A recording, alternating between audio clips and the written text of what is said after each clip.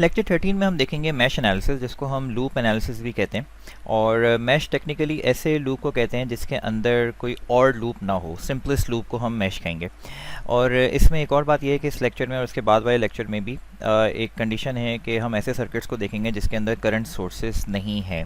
वजह उसकी थोड़ी देर में क्लियर हो जाएगी, क्योंकि मैश एनालिसिस में हम जो एनालाइज करते हैं सर्किट्स को वो KVL के ज़रिए करते हैं, और करंट सोर्सेज में हमारे पास जो है वो सिर्फ करंट की गारंटी होती है। उनका वोल्टेज कुछ भी हो सकता है, so we can not write their voltage. अगर हम वोल्टेज का कोई नाम रख भी देंगे तो उसमें हम थोड़ी देर में देखेंगे कि there is another variable to worry about. तो फिलहाल हम ऐसे सर्किट्स को देखेंगे जिसके अंदर करंट सोर्सेज नहीं है। और दूसरी चीज़ ये है कि यहाँ पे आपकी किताब में लिखा हुआ है कि मैश एनालिसिस जो है वो ऐसे सर्किट्स पे एनालाइज हम कर सकते हैं उसको मैश एनालिसिस के ज़रिए जो प्लेनर हो। प्लेनर सर्किट वो होता है जिसके अंदर कोई ब्रांचेस एक दूसरे को क्रॉस ना करें और वो 2 डायमेंशनल प्लेन में बन जाए। अब जैसे एक एग्जांपल के तौर पे, ये तो थ्योरेटिकल इसकी डेरिवेशन है कि यहाँ पर बस बात याद ये रखनी है कि मैश एनालिसिस में हम सिर्फ KVL अप्लाई करते हैं, और KVL अप्लाई करते वक्त जो है we just write the voltages के। यहाँ पे फॉर एग्जांपल अगर हम बात करते हैं कि यार यहाँ पे जो वोल्टेज होगा लेट्स कॉल इट VR1, और इसका जो वोल्टेज होगा लेट्स कॉल इट VR3, और let's call this voltage as VR2। तो हमने अपनी तरफ से वोल्टेजेस असाइन कर लिए, और वोल्टेजेस असाइन करने का मतलब ये है कि एसेंशियली हमने वोल्ट मीटर लगाने की ओरिएंटेशंस अपनी तरफ से असाइन कर ली। दूसरा काम हमने ये किया है कि हमने यहाँ पे कुछ करंट एज्यूम कर लिए कि हमने कहा कि इस आउटर लूप में या इस मैश के अंदर, सिंपलेस्ट लूप के अंदर करंट जो है वो I1 है, और I1 वो करंट है जो V1 वाली सोर्स में और R1 में है, और I2 वो करंट है जो R2 और V2 में है। R3 में कौन सा करंट होगा? वो I1 I2 की कॉम्बिनेशन होगी। अब इसमें जो करंट की डायरेक्शन हमने एज्यूम की हुई है, you can take them as clockwise और एंटी क्लॉकवाइज, लेकिन कंसिस्टेंटली हमें देखनी होंगी करंट की डायरेक्शन। वंस अगेन आर्बिट्री है कि आप क्लॉकवाइज ले लें, और क्लॉकवाइज लेने का मतलब ये है कि हम ये कह रहे हैं कि भाई अगर हम यहाँ पे कोई एमीटर लगाएंगे जो उसका प्लस इधर हो और माइनस इधर हो, तो current is going in this direction. उस करंट का नाम हमने I1 रख दिया। सिमिलरली अगर हम यहाँ पे कोई करंट लगा रहे हैं, सॉरी इधर हम यहाँ कोई एमीटर लगा रहे हैं, नॉट करंट, यहाँ पे अगर हम कोई एमीटर लगा रहे हैं और उसकी direction orientation plus here minus here और it's going in this direction obviously, तो इस करंट का नाम जो भी रीडिंग होगी उसका नाम हमने I2 रख लिया। अब R3 में कौन सा करंट होगा? उसके लिए अगर हम नोड B पर KCL लगाएं, current entering the node equals to current leaving the node, तो उसके लिए हम ये देखेंगे कि once again I3 is that current कि अगर मैं यहाँ पे कोई एमीटर लगाता हूँ और एमीटर का प्लस ऊपर है माइनस नीचे है, और इस डायरेक्शन में जो भी रीडिंग वो पढ़ रहा है इन लाइन, उसका नाम हम I3 रख रहे हैं। तो I3 की actual value in terms of I1 और I2 क्या होगी? तो अगर मैं नोड B पे KCL लगाता हूँ, करंट एंटरिंग द नोड जो है वो I1 है और करंट लीविंग द नोड जो है वो I3 प्लस I2 है। तो I can write I3 equals to I1 minus I2। इसका एक शॉर्टकट तरीका ये है कि अगर मुझे I3 की यानी कि R3 का करंट मुझे चाहिए and I am going in clockwise fashion, तो मैं देखूंगा कि I1 I3 के पैरेलल में, ये इसके अलाइन डायरेक्शन में, और I2 जो है वो इसके अगेंस्ट जा रहे हैं। तो उस वजह से हम यहाँ पे वी कैन जस्ट राइट कि I1 is in parallel with I3 and I2 is against I3, तो I can just write I3 equals to I1 minus I2। It's just a shortcut way of doing that. फिर हम ये करते हैं कि यहाँ पे KVL इक्वेशन लिखते हैं। KVL इक्वेशन में we start at one node और उसी नोड पे हम एंड करेंगे और एक जगह से 2 दफ़ा नहीं गुजरेंगे। तो अब मैं अगर नोड लूप 1 की KVL इक्वेशन लिखता हूँ, I am going to write minus V1 plus VR1 plus VR3 equals to 0। Similarly अगर मैं इस लूप 2 की इक्वेशन या मैश 2 की इक्वेशन लिखता हूँ, अच्छा मैश और लूप का वर्ड जो है इंटरचेंजली भी यूज़ कर सकते हैं, लेकिन टेक्निकली इसकी डेफिनेशन यहाँ गिवन है कि मैश का मतलब सिंपलेस्ट लूप, और well loop can contain other सब लूप्स इन इट। और अगर मैं पे लूप 2 या मैश 2 की इक्वेशन यहाँ पे लिखता हूँ, तो यहाँ पे होगा माइनस VR3 के इसका तरीका हम पहले बता चुके हैं कि यहाँ पे जो भी साइन आपको पहले मिलेगी, let's say I am starting from this point, और जो भी साइन आपको पहले मिलेगी आप वो लिखेंगे और जो भी वोल्टेज का नाम होगा वो लिखेंगे, और फिर हमें मुझे मिला plus VR2 plus V2 plus VR2 plus V2 equals to 0। अब दूसरा काम हम इसमें ये करते हैं कि यहाँ पर जो भी हमने वोल्टेजेस लिखे हैं, इन वोल्टेजेस को हमें पता है कि V इक्वल्स टू IR का फॉर्मूला हमारे पास सिंपल ओम्स लॉ है, हम उसको यहाँ पे यूज़ करेंगे, कीपिंग इन माइंड के KVL इक्वेशन में अभी भी हर टर्म जो है वो वोल्टेज ही है। तो यहाँ पे मेरे पास जो VR1 है, और मैंने जो अपनी तरफ से पोलैरिटीज़ एज्यूम की हुई थी, एसेंशियली वो वोल्ट मीटर की ओरिएंटेशन थी, वो मैंने इस तरह एज्यूम की हुई थी कि यहाँ पे मेरे पास V equals two plus I into R आएगा, यानी कि मेरे पास करंट जो है वो प्लस टू माइनस की तरफ जा रहा है। तो I can write VR1 here as I1 R1, और VR3 जो है सॉरी यहाँ पे मुझे V1 भी लिखना चाहिए, और यहाँ पे मेरे पास VR3 जो है वो होगा मेरे पास I3R3 इक्वल्स टू 0। और यहाँ पे हम जो हैं VR1 की जगह हम यहाँ पे लिख सकते थे प्लस I1R1 और माइनस V1। अब इसमें हमारे पास जो है जो इक्वेशन बन रही है ये जो है इन टर्म्स ऑफ ये एक नोन वोल्टेज होगा और ये एक नोन रेजिस्टेंस हमारे पास होंगी, और हमारे पास जो अननोन करंट है वो I1 और I2 की फॉर्म में आ जाएंगे। सिमिलरली अगर मैं यहाँ पे लूप 2 की अगर इक्वेशन लिखूंगा तो मेरे पास जो था उसको अगर मैं माइनस, ये दोबारा लिख लेता हूँ, सॉरी ओवर राइटिंग हो गई, minus VR3 plus VR2 plus V2 equals to 0। तो ये V2 तो एक कांस्टेंट वोल्टेज टर्म होगी, हमें पता है। VR2 की जगह हम यहाँ पे लिख सकते हैं I2R2 plus V2 equals to 0, ये ऊपर से यहाँ पे टर्म आ गई। और माइनस VR3 की जगह we can write minus VR3 can be written as I3R3, और दूसरे लफ्ज़ में अगर मैं माइनस को बाहर ही रखूँ तो I3 can be written as I1 minus I2 into R3, और प्लस ये ऊपर से टर्म्स हम कॉपी कर रहे हैं, प्लस V2 इक्वल्स टू 0, और I can easily write them as I2 minus I1 into R3 plus I2 R2 plus V2 equals to 0। अब मेरे पास ये दो इक्वेशंस आ जाएंगे जिसमें मेरे पास जो अननोन्स हैं वो सिर्फ V1 और V2, तो मेरे पास नोन्स वोल्टेजेस होंगे जो सोर्स वोल्टेजेस हैं, आगे एग्जांपल्स में क्लियर हो जाएगा। और मेरे पास जो अननोन करंट्स हैं वो मेरे पास हैं I1 और I2। तो यहाँ पे हर टर्म जो है वो वोल्टेज ही है, लेकिन ये भी एक वोल्टेज है और ये भी एक वोल्टेज है। हमारे पास जो आंसर्स बनेंगे आखिर में जो आएंगे वो करंट्स की फॉर्म में आएंगे। अब हमारे पास करंट्स आ गए तो हम इंडिविजुअल रेजिस्टेंसेस के वोल्टेजेस जो हैं वो हम निकाल सकते हैं। यहाँ पे स्टेप्स लिखे मैं आपकी बुक के, assign mesh currents, apply KVL और solve the simultaneous equations to get the mesh currents. और इसमें याद रखना है कि भी करंट सोर्सेस हमारे पास नहीं है। अच्छा, इसके अंदर एक और चीज़ वो यही है कि हमारे पास जो कहते हैं number of independent loop equations बनेंगी वो हमारे पास होंगी branches minus nodes, number of branches minus number of nodes plus 1। ये वाला रूल यहाँ पे भी लगेगा।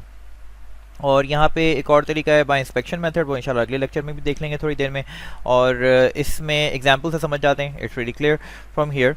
तो इधर जो है इसको हम ऐसा करते हैं कि इसकी जो इक्वेशन है ये मैं फॉर एग्जांपल इधर जो है मैं ब्लू फॉर्म में लिख लेता हूँ, I am talking about this one, और इस वाली की इक्वेशन हम किसी और कलर में लिख लेंगे ताकि समझना हमारे लिए आसान हो। अब यहाँ पे लिखने के दो तरीके, एक तो ये कि अब मैंने यहाँ पे 1 सेकेंड जैसे भी तरीका देखा था, मैंने यहाँ पे लिख लिया V5, आई थिंक 5, 10 और 6 और 4, और इसका नाम मैंने रख लिया वोल्टेज का V10, इसके वोल्टेज का, इस रजिस्टर के वोल्टेज का नाम रख लिया V6, और इस रजिस्टर के वोल्टेज का नाम रख लिया V4। अब हम ये करते हैं कि यहाँ पर इसके लिखने के 3 तरीके, तो we have space over here, let's try writing those. अब हम ये करते हैं कि यहाँ पे लूप 1 या मैश 1 की इक्वेशन हम लिखते हैं, और वी जस्ट अज्यूम कि I1 इज दैट करंट जो कि 15 वोल्ट्स और 5 ओम्स में है, सीरीज़ में कनेक्टेड है, और सीरीज़ की निशानी हम बता चुके हैं, एक नोड शेयर होगी और करंट सेम होगा यहाँ पे। और I2 वो करंट है जो 6 ओम्स और 4 ओम्स में है, 10 ओम्स में और 10 वोल्ट वाली सोर्स में। I1 I2 की कोई कॉम्बिनेशन होगी, वो देख लेते हैं वो क्या बनेगी। इसको लिखने के 2-3 तरीके हैं। यहाँ पे हम निकाल सकते हैं कि इधर हम नोडल इक्वेशन लिख के वी कैन जस्ट राइट कि इधर जो है इस वाले पॉइंट पे नोडल इक्वेशन लिख के we can figure out the value of I3 in terms of I1 and I2। अब हम ये करते हैं कि यहाँ पे लूप 1 की इक्वेशन लिखते हैं। तो लूप 1 की इक्वेशन हम लिखेंगे once again starting at this point, जो वोल्टेज मुझे मिलेगा मैं वो लिख दूंगा और जो साइन मुझे मिलेगी मैं वो लिख दूंगा। आई am going in clockwise direction, और -15 प्लस V सबस्क्रिप्ट 5 और प्लस V सबस्क्रिप्ट 10, और यहाँ पे मैं नीचे आया तो प्लस 10 इक्वल्स टू 0। ये मेरे पास एक इक्वेशन आ गई, और इस इक्वेशन को अगर मैं V इक्वल्स टू IR की फॉर्म में लिखूँ तो ये तो मुझे वोल्टेज सोर्सेज के वोल्टेज हैं, और V5 की जगह I can write -15 plus 5I1 V equals to IR या V इक्वल्स टू RI एक ही बात है। तो मैंने लिखा है 5I1 प्लस V10 में मैं यहाँ पे लिख लेता हूँ I3 is the current going through this 10 ohm resistor, is going from plus to minus, जो मैंने अपनी ओरिएंटेशन वोल्ट मीटर के लगाई हुई थी। तो I am going to write plus I3 into 10 ohms plus 10 equals to 0। और इसको अगर हम क्या कहते हैं प्रॉपर्ली सॉल्व करना चाहें तो I3 की जगह हम क्या लिखेंगे, तो यहाँ पे अगर मैं नोडल, वैसे तो ये दो तरीके हैं, ये तो देखें I3 इस डायरेक्शन में जा रहा है और हमने यहाँ पे I1 is going in this direction, I2 is going in the opposite direction. तो यहाँ पे हम लिखेंगे I3 can be written as I1 minus I2, क्योंकि I2 अपोजिट में था। दूसरा ऑप्शन ये है कि इस वाले पॉइंट पर हम एक नोडल एनालिसिस कर लेते हैं या नोड इक्वेशन लिख लेते हैं। तो current entering the node is I1 and current leaving the node is I3 plus I2, therefore I3 can be written as I1 minus I2. So I'm going to solve it minus 15 plus 5 I1 and I3 can be written as 10 तो resistance थी, तो I3 can be written as I1 minus I2 और plus 10 volts equals to 0, 10 volts की constant term थी। अब इसको अगर हम सिंप्लीफाई कर लेंगे तो हमारे पास एक इक्वेशन बन जाएगी इन terms of I1 and I2। इसको हम सिंप्लीफाई करने की कोशिश कर लेते हैं।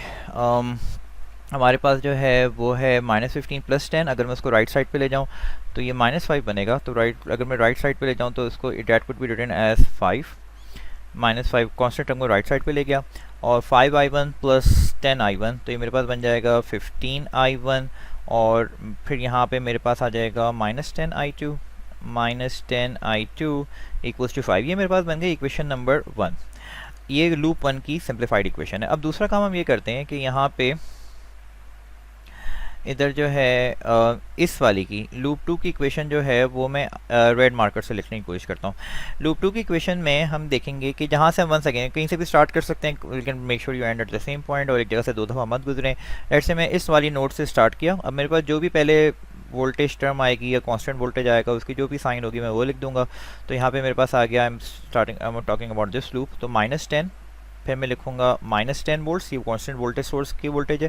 फिर मुझे यहाँ पे मिलेगा -V सबस्क्रिप्ट 10, ये 10 ओम रजिस्टर का वोल्टेज का नाम है, plus V6 plus 4 equals to 0, not 4 sorry, plus V4 sorry, plus V4 equals to 0। अब -10 वोल्ट्स तो खैर कांस्टेंट टर्म है, तो -10 को तो हमने ऐसे ही लिख लिया, वोल्ट्स की लिखने की ज़रूरत नहीं है। -V10 can be written as, V10 की वैल्यू हमारे पास थी I3, V10 की वैल्यू हमारे पास थी I3 into 10, right, I3 into 10 plus V6 की हमारे पास वैल्यू थी I3 इंटू 10 और V6 की हमारे पास वैल्यू थी I2 इंटू 6 और V4 की हमारे पास वैल्यू थी I2 इंटू 4 इक्वल्स टू 0।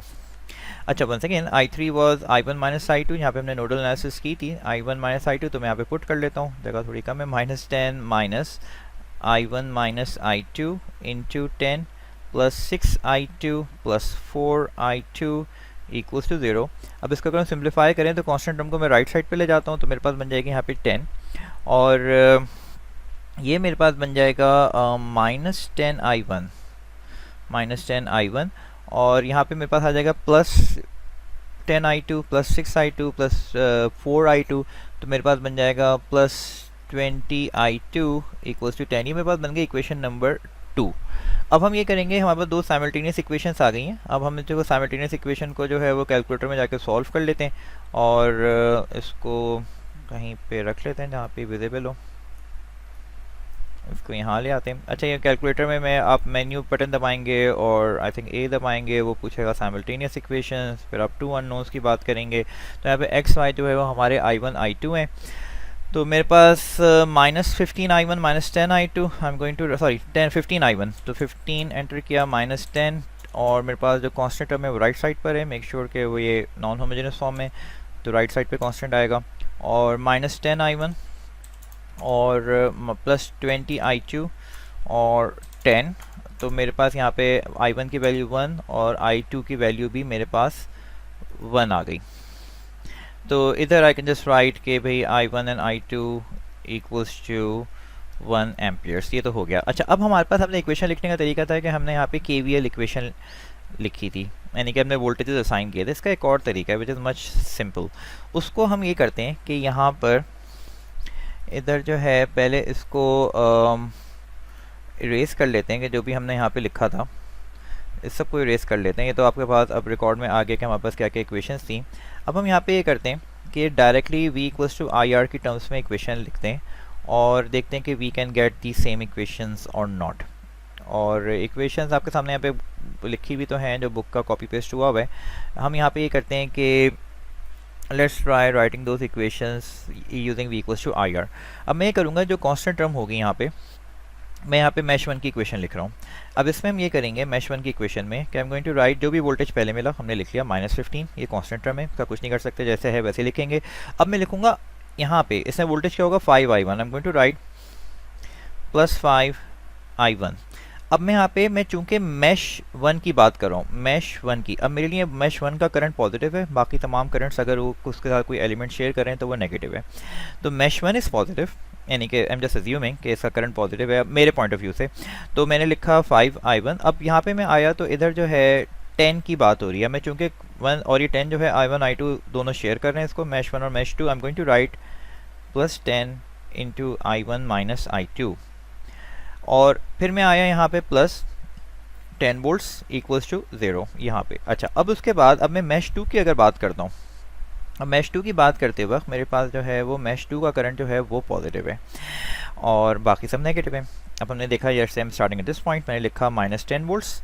अब मैं यहाँ पे लिख रहा हूँ +10, इसकी इस रजिस्टर की बात कर रहा हूँ। अब इसमें i2 भी है i1 भी है। अब चूँकि मैं मैश 2 की बात कर रहा हूँ, अब देखिए मैं यहाँ लिखता हूँ 10 ओम्स, सॉरी ये 2 दफ़ा मैंने लिख लिया है, डिड आई राइट ट्वाइस। अच्छा, यहाँ पे मैं बात करता हूँ -10 और यहाँ पे 10 ओम्स है, ये वाला 10 ohms into i2 minus i1। आप देखिएगा थोड़ी देर पहले यहाँ पे हमने जो इक्वेशन लिखी थी उसमें भी वो माइनस हमारे पास आ रहा था और वो i1 माइनस i2 करके वो i2 माइनस i1 प्लस के साथ बन रहा था। आप इस तरह डायरेक्टली लिख सकते हैं कि जिस मैश की आप इक्वेशन लिख रहे हैं उसका करंट पॉजिटिव एज्यूम कर लें और उसके साथ कोई अगर और कोई करंट शेयर हो रहा है उस एलिमेंट में या कोई उसमें कंट्रीब्यूट कर रहा है तो वो माइनस के साथ लिख दें। ठीक है, तो यहाँ पे हमने लिखा -10 volt plus 10 ohms into i2 minus i1 plus 6 into i2, इसमें एक ही करंट है, +4i2 इक्वल्स टू 0। इस तरह भी बाद लोग लिखते हैं। इसको आप सॉल्व करके के बाद सिंप्लीफाई करने के बाद you will get exactly the same equation. Third तरीका जो है वो सबसे सिंपल है, वो ये है कि ऑब्वियसली यहाँ पे कोई करंट सोर्सेज नहीं होनी चाहिए, ये तो अभी कई दफ़ा रिपीट कर चुके हैं। तीसरा तरीका ये है कि आप यहाँ पे देखें कि इधर जो है i1 कौन कौन से ओम से गुजर रहा है, 5 और 10 से गुजर रहा है। जस्ट आप अगर आप मैश वन की इक्वेशन बात करें, इक्वेशन नंबर 1, तो यहाँ पे हम बात करेंगे i1 जहाँ जहाँ से गुजर रहा है, जस्ट राइट +15 i1, क्योंकि i1 5 और 10 से गुजर रहा है। क्या i1 i2 से कोई चीज़ शेयर कर रहा है, वी सी के हाँ जी वो 10 शेयर कर रहा है। आपने लिख दिया -10 i2। मैं अभी इक्वेशन नंबर 1 की बात कर रहा हूँ, i1 की टर्म पॉजिटिव होंगी, बाकी तमाम करंट्स नेगेटिव होंगे, इक्वल्स टू। अब देखें यहाँ पे टोटल वोल्टेज राइज कितना है, यहाँ पे -15 और +10, तो -15 +10 अगर हम लेफ्ट साइड पे लिखते तो मेरे पास -5 होता, मैं राइट साइड पे लिखूंगा तो +5। ये मेरे पास इक्वेशन 1 डायरेक्टली बन गई। इसको बाय इंस्पेक्शन कहते हैं, इसको अगले लेक्चर में और प्रैक्टिस करेंगे। सिमिलरली मैश 2 की अब मैं बात करता हूँ, तो मैश 2 में ख्याल ये रखिएगा कि सिर्फ हम मैश 2 की वाली जो टर्म है करंट की, i2 वाली टर्म वो पॉजिटिव होगी, बाकी तमाम शेयरिंग करंट्स नेगेटिव होंगे। i2 हमने देखा कहाँ से गुजर रहा है, 10, 6 और 4 से, जस्ट राइट 20, 10 + 6 + 4 इज़ 20। और पोजीशन का ख्याल रखना ज़रूरी है कि यहाँ पे हम कैलकुलेटर में जब साइमल्टेनियसली सॉल्व करेंगे तो हमने यहाँ पे इसकी पोजीशन का ख्याल रखना बहुत लाजमी ज़रूरी है। 20 i2 हमने लिख लिया, यानी कि 10 + 6 + 4 + 20 i2। i2 i1 से कोई चीज़ शेयर कर रहा है, हमने देखा वो 10 शेयर कर रहा है, गोइंग टू राइट -10 i1। और इसमें वोल्टेज राइज कितना हो रहा है, यहाँ पे -10 वोल्ट राइज हो रहा है इस वाले वोल्टेज सोर्स का। इक्वल टू के साइन के लेफ्ट पे लिखते तो माइनस आता, लेकिन हम राइट पे लिखेंगे इक्वल टू 10। ये हमारे पास बन गई 2 इक्वेशंस और इसको हम साइमल्टेनियसली डायरेक्टली सॉल्व कर सकते हैं। अब जैसे एग्ज़ाम में या इसमें एग्ज़ाम में भी यही होता है कि just right equations bye inspection, और इसको हम कई वी एज्यूम करना ज़रूरी नहीं है। हम अगर इसको दोनों तरीक़ों से देख लेते हैं, अगर मैं मैश 1 की इक्वेशन लिखता हूँ तो यहाँ पे I'm going to write, जो मैं क्लॉकवाइज डायरेक्शन में जा रहा हूँ, तो -45 वोल्ट कांस्टेंट सोर्स +2 i1 +12। अब मैं मैश 1 की इक्वेशन लिख रहा हूँ तो मैं लिखूँगा i1 माइनस i2 और +4, ये वाला 4 +4 i1 और back to where we started equal to 0। इसको सिंप्लीफाई कर लें, we have equation in terms of i1 and i2, equation number 1। Equation number 2, ये इक्वेशन नंबर 1 है।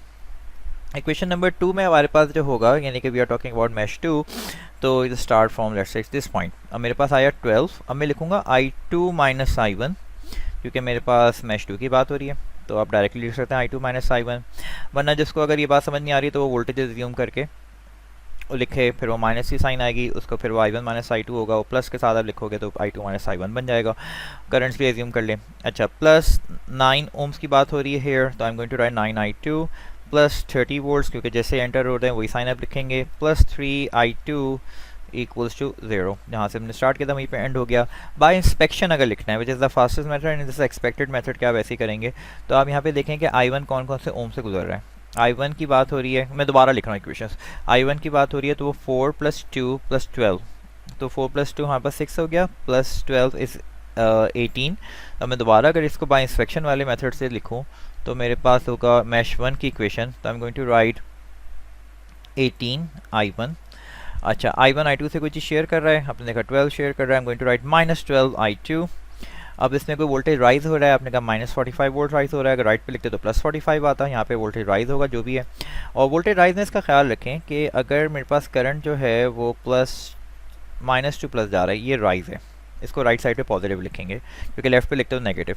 और अगर हम देखें करंट जो है वो +2 जा रहा है तो हम कहेंगे ये ड्रॉप है, उसको राइट साइड पे नेगेटिव साइन के साथ लिखेंगे क्योंकि लेफ्ट साइड पे पॉजिटिव बनता। इक्वेशन नंबर 2 यानी कि मैश 2 की बात हो रही है, तो हमने देखा कि मैश i2 जो है वो कौन कौन से ओम से एक्सक्लूसिवली, मतलब कौन से ओम से गुजर रहा है, तो 12 + 9 इज़ 21 + 3 ओम से 24, जस्ट राइट +24i2। मैश 2 की बात हो रही है तो मैश 2 में हमारे पास पॉजिटिव साइन होगी।